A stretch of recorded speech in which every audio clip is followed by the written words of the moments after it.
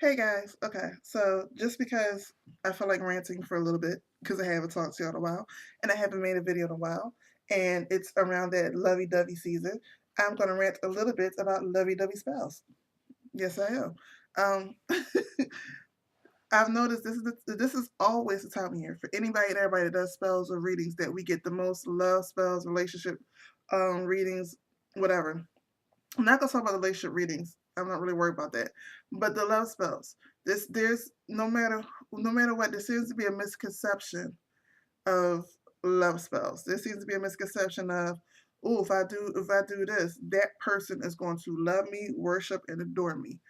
Um, love spells don't really work like that. First off, for them to worship and adore you,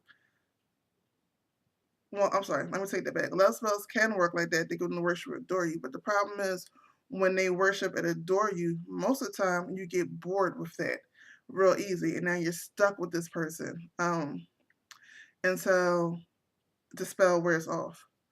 So, that's one of the things that many people want during this time. And I never suggest it. That's something that I no longer do for people. Um, Then on the other hand, there's the ones, they're so in love with this person, this, and that.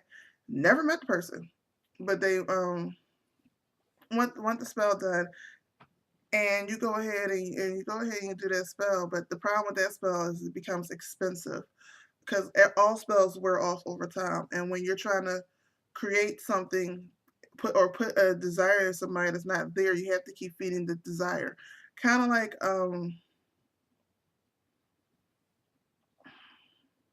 Well, yeah, I'm gonna just throw the church under the bus on this one. Kind of like church. You go to church, you're fine, nothing wrong with you. You just feel like going to church one day.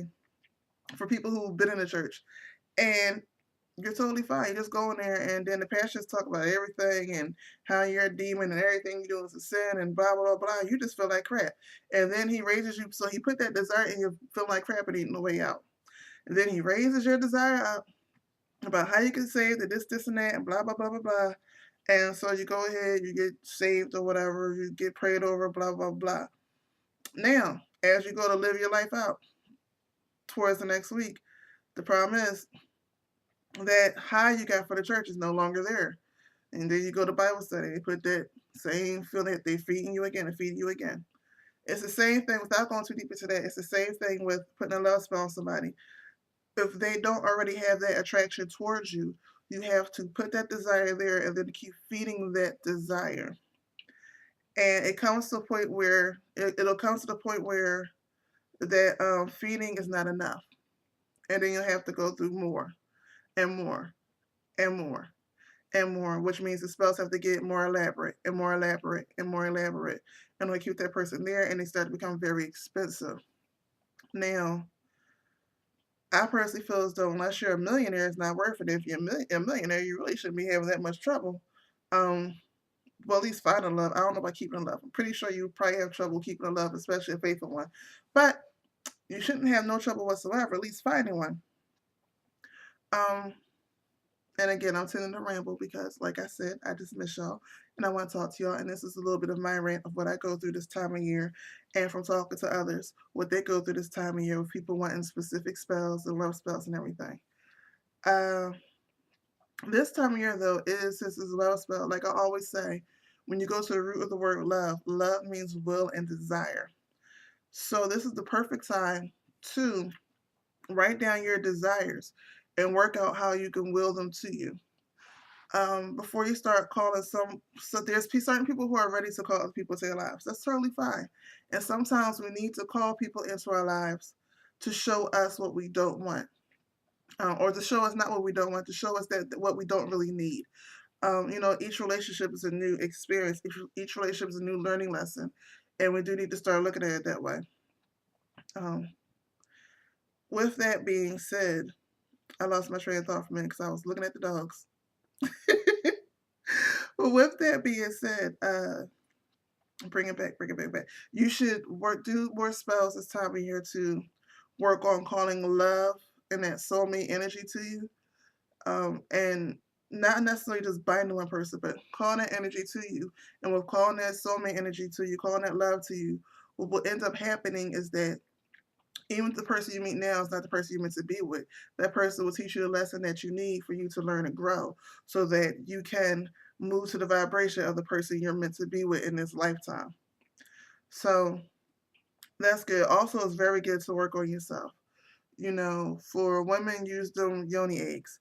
For men, do your meditations, there's other stuff, a lot of stuff men could do, but I'm not a man, so I really don't want to get into that. Sorry, men. But for ladies, if you have yoni eggs, use that. If you have bracelets of certain stones, um, use that. Mostly, heal from your past. Learn to look at your past as a learning experience. As far as women is concerned, well, even men too, or whatever.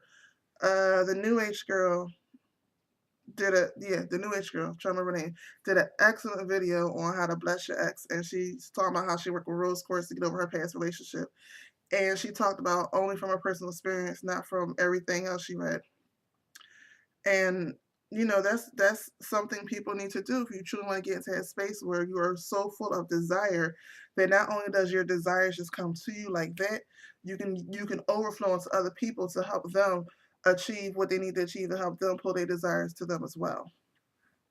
That's one of the things that I love doing, seeing other people accomplish their dreams and accomplish their goals.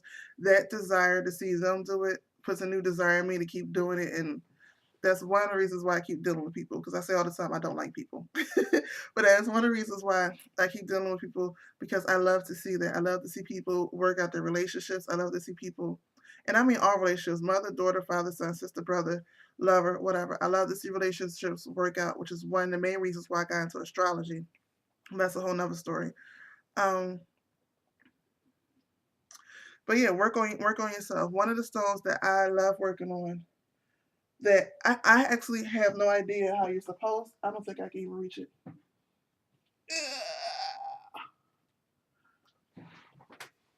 Yep.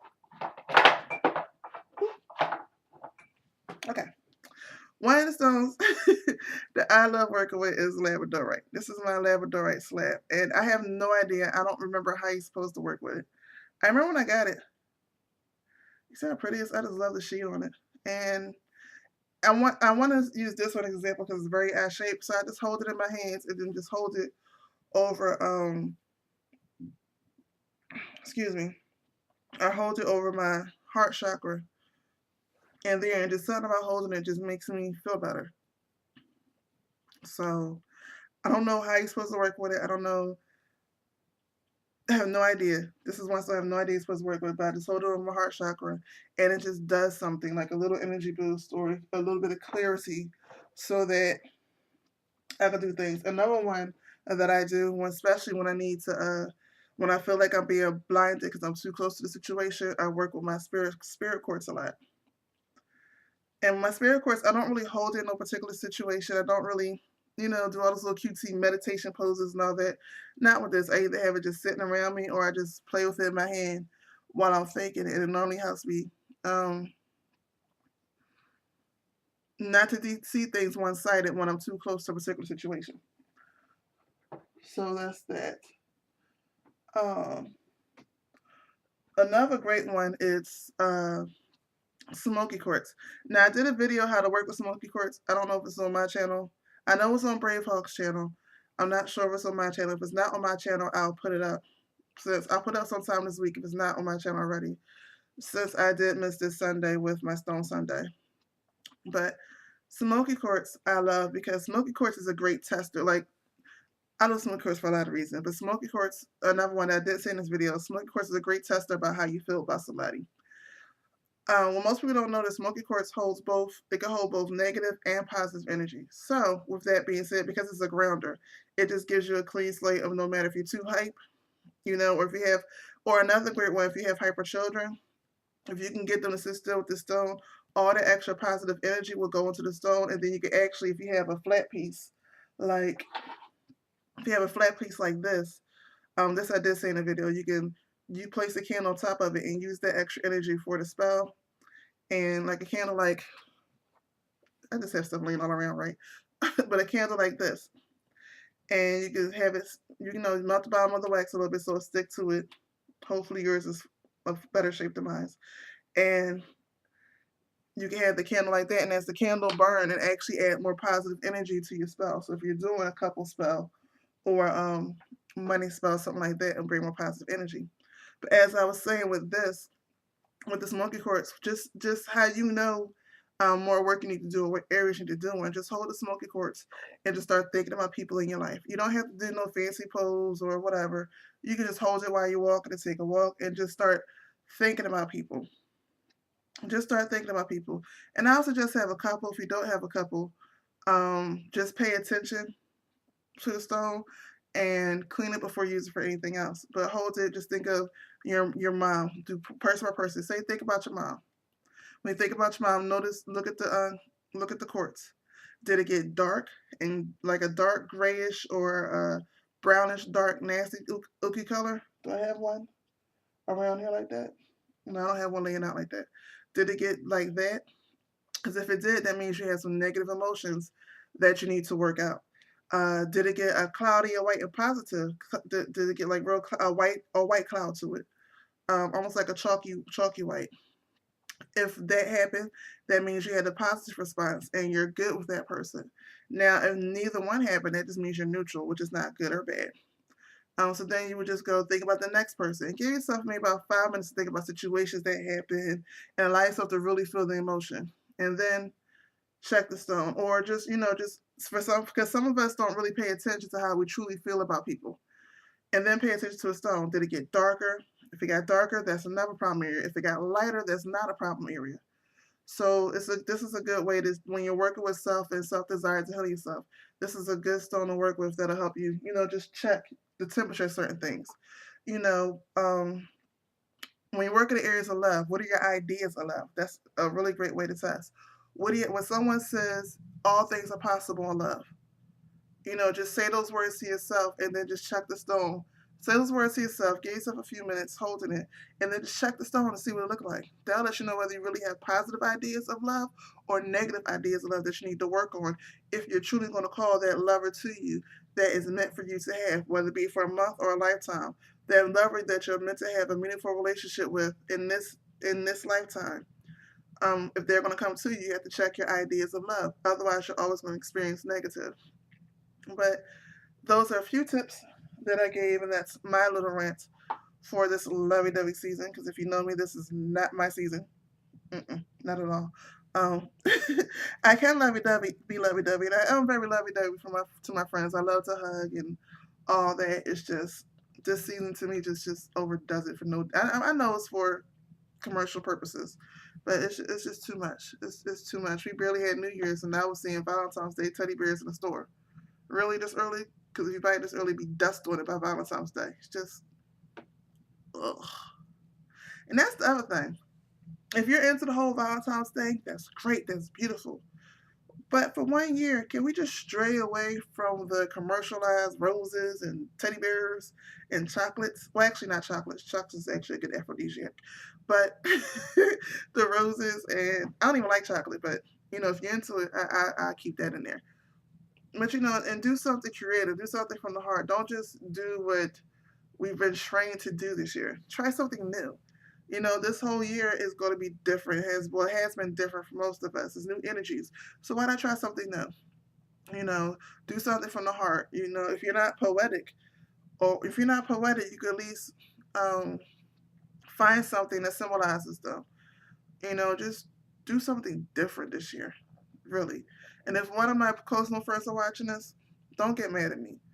You know how they know how I feel when they come at me and they go, "Oh, he bought me a teddy bear. Oh, he got me this car," and I'm like, "Really? That's that's the same thing he did last year. It's like and the year before. He didn't pick a different color. I mean, I don't know. I'm starting to rant again. I was on a good note. See, I was on a good note, and I'm going back to that ranting because I don't know. This time of year to me just seems like it's so full of creativity, and it just bothers me that people don't tap into it when it comes to expressing their love to themselves as well as to others. And this is like the perfect time because this we're going into, I should say, the sexual season. This is like the beginning of it, the courting before you get to the mating. And it seems like the creativity is so many things you could do, but it just seems like people just lack it. You know, if you and your lover are into new stuff, buy her a stone that symbols to you symbolizes your relationship. You know, I'm trying to think of things that everybody could do. Because for me, I would write a poem or draw an abstract picture, even though my drawing isn't the best. But I would try to draw an abstract picture. I would find a quote out of a book and have it framed and dedicate. Well, not really framed. I really wasn't framed, but I would find a quote out of a book and find some way to incorporate that into the evening. You know, I would have different. So freaking much. This video is much longer than it should be. I'm out. Peace.